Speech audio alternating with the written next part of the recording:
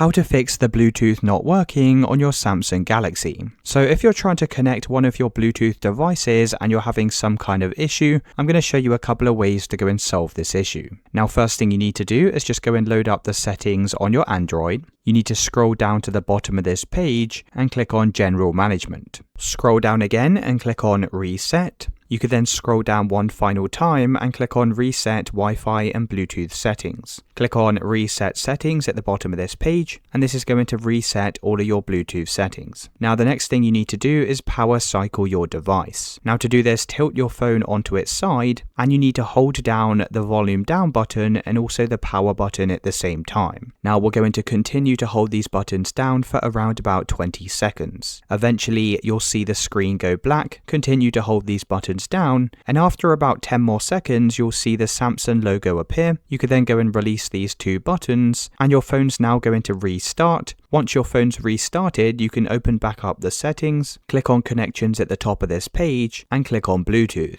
Make sure Bluetooth is turned on, and then you'll need to go and reconnect to your Bluetooth device. Let me know in the comments if you found this video helpful.